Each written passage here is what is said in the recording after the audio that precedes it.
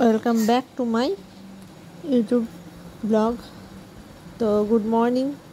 সকাল সকাল উঠে গেছিলাম, উঠে গিয়ে মেয়েকে রেডি করিয়ে নিয়েছি, স্কুল দিতে যাব, কিন্তু খুব পরিমাণে বৃষ্টি পড়ছিল, তাই বসে বসে একটু বগর করে ফেললাম তোমাদের, কারণ ফোনটা তো নিয়ে যেতে পারবো না ওর জন্যই।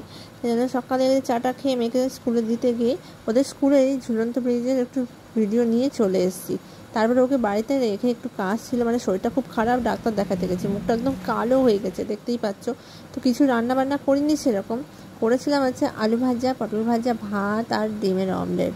তো ডিমের অমলেটটা খাইনি কারণ ইচ্ছে করছিল না, তো এই দিয়েই ভাত খেয়েছি। সারাদিন আর কিছু খেতে ইচ্ছে করছিল না বলে তো ভাতটুকুনি খেতে পারলাম না, তার জন্য খাওয়া দাওয়ার কারণ ভাত খাওয়ার সঙ্গে সঙ্গে মাথার মধ্যে একটু চিন্তা ছিল যে মেয়ের স্কুলের প্রজেক্টটা কমপ্লিট করতে পারবো কি পারবো না। ওদের দিয়েছে ব্যাগ কমপ্লিট করতে, তো খেয়ে তো নিয়েছি, ব্যাগটা আমি শুরু করে ফেলেছিলাম করা।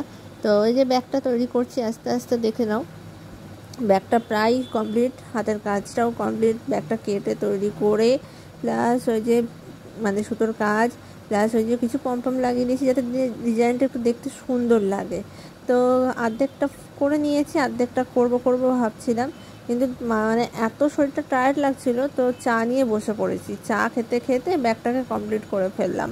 তো এই যে পিছনেও দিয়ে দিয়েছি কিছুটা পম্পম, কিন্তু পিছনে কোনো কাজকর্ম করবো না। তাই যে চা নিয়ে বসে খেতে খেতে ওটাকে অর্ধেক কেন পুরোটাই কমপ্লিট করেছি, তারপরে রেস্ট নেব। এই যে এক কাপ চা নিয়ে তো বসে পড়েছি, বিকেল হয়ে গেছে তার জন্য। তারপরে তো ব্যাগটা কমপ্লিট পুরোটাই করে ফেলেছি, সেটাও দেখিয়ে দিচ্ছি তোমাদেরকে। এই যে পুরোটাই ব্যাগটা কমপ্লিট করে ফেলেছি, কেমন লাগছে তোমরা জানিও।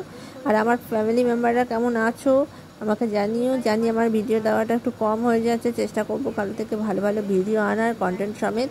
তো তোমরা আমার পাশে থেকেও ভালোবাসাটা দিও, কেমন লাগছে ব্যাগটা আমাকে জানিও।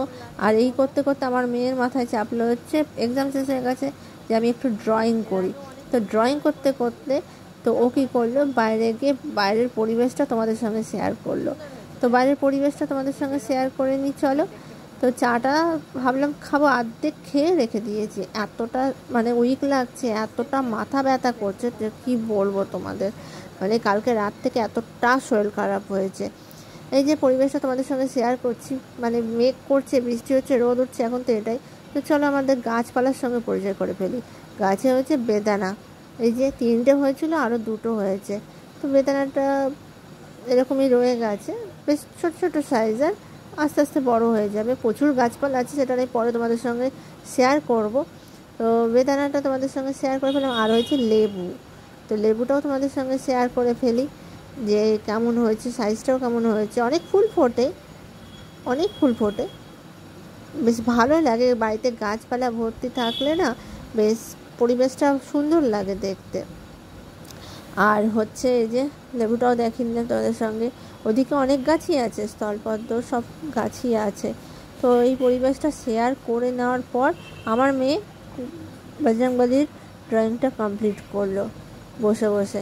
আজকে তার এক্সামটা শেষ ছিল, ভাইটাল এক্সাম ছিল ম্যাথামেটিক্স। এই যে হনুমানজির পিকচারটা নিজে মানে এঁকেছে, কেমন হয়েছে তোমরা জানিও। আর আশীর্বাদ করো ভালোভাবে যাতে পড়াশোনা করে নিজের পায়ে দাঁড়াতে পারে। তোমরা সবাই ভালো থেকো, আমার পাশে থেকো, আমি তোমাদের সবার পাশে রয়েছি। বাই।